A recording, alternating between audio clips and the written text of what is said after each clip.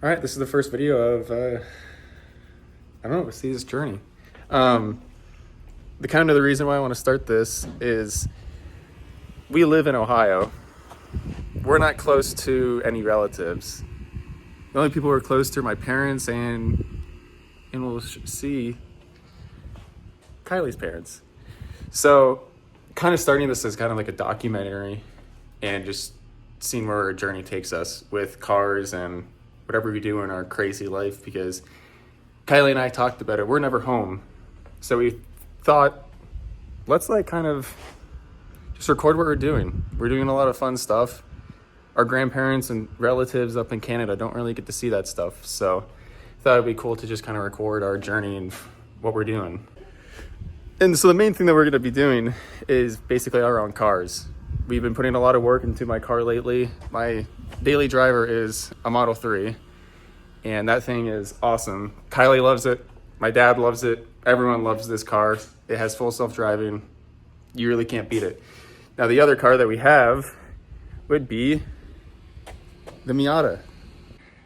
So the Miata is a 2000 Miata. This thing used to be an automatic, but is no longer an automatic as of yesterday.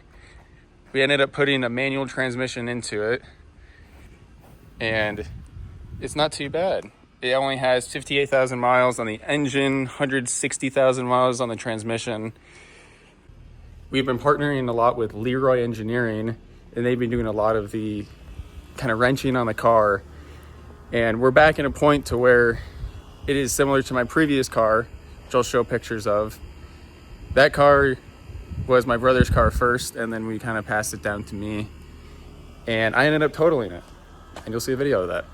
So now this red car is back to where that one used to be.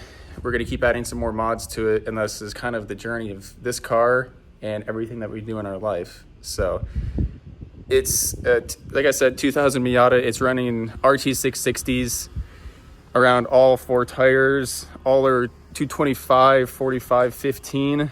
The rims are 15 by 9. Those things grip like no one's business. So it's a pretty nice car, pretty nice tires, basically built for autocross and any sort of those kind of events. The engine and everything is stock.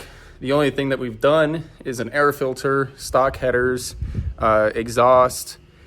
So we're gonna add some more safety to it. It's on Zeta coilovers that are pretty stiff, upgraded brakes all around, braided lines, braided clutch pedal line as well. So we're going to keep adding mods to it and seeing where it takes. But this is basically where this car is at now. We're going to do a few more mods in the future, but she's in a pretty good space. Now we're going to be heading up to my parents' house, and we'll end up seeing what my dad's Miata is like. His is Bowen stock, but it's on RT660s. And yeah, we'll see you there. All right, so we finally made it to my dad's house. This is where we've done a lot of tuning on the Miata behind me. And we're just gonna kind of introduce him. You know, he helped me a lot with this Miata in the beginning. We had another one beforehand. Again, from what I kind of mentioned earlier, it's been totaled, but we've been taking a lot of parts from it, putting it in that car, and then also putting it in his.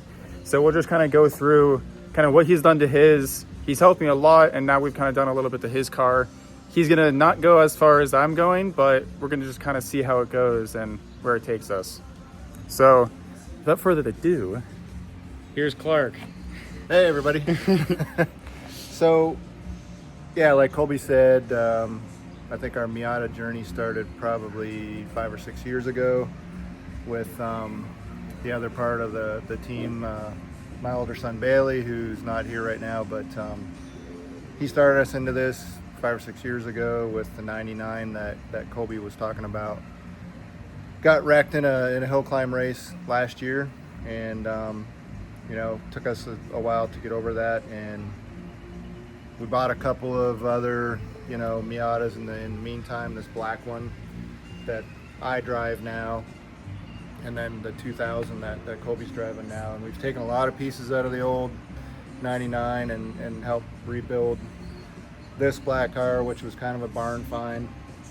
And to put it in perspective, we basically took every good part out of that car What was left of it. and put it into these two cars here. So we took it to Leroy Engineering, which I've mentioned in the earlier video. But we took off basically every good part that we could find on that car and put it on these cars. Which was quite a bit, actually. We thought there wasn't many good parts left in it because it took a pretty good hit. And yeah, maybe at some point we'll show you that video. But yeah, so it's been a long year and a little bit of emotional roller coaster. You get attached to these little cars, you get attached to your kids, obviously. But yeah, so you know, this black car, we found it at a co-worker's place. It was under a tarp. It was part of an estate sale. Nobody really knew what it was. I looked at it. It's got a little bit of rust on it. Sat outside too long, but I decided to take it on. Got it for a pretty good price, and tore it apart. Tore the soft top out of it. You know, repaired some rust. The suspension components, the underfloor and everything. Kind of wire brushed everything off.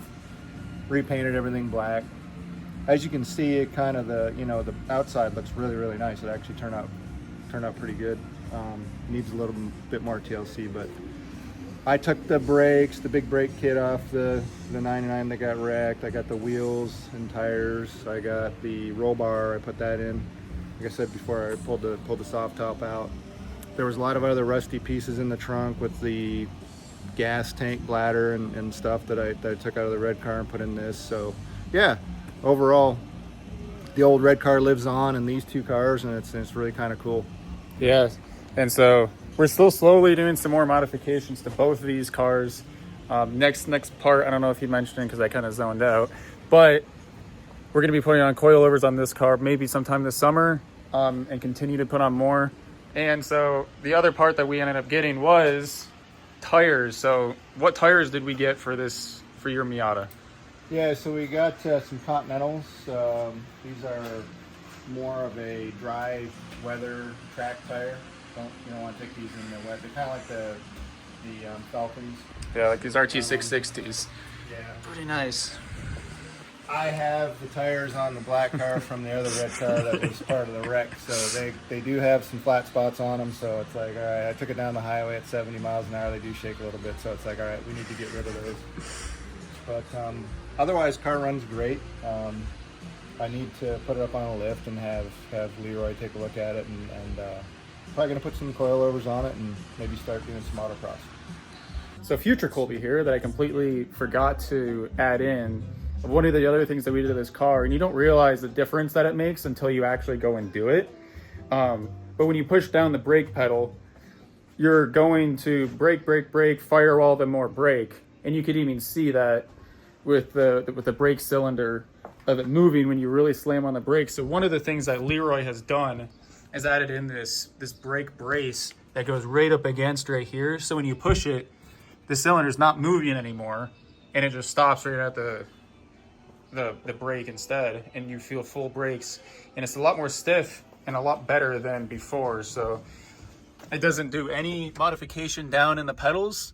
It's all up in the engine bay, and it's the easiest modification you can do.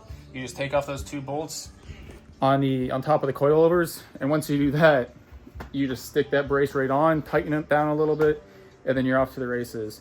So that's something that you can do that's really cheap and easy that really feels like a big difference in performance.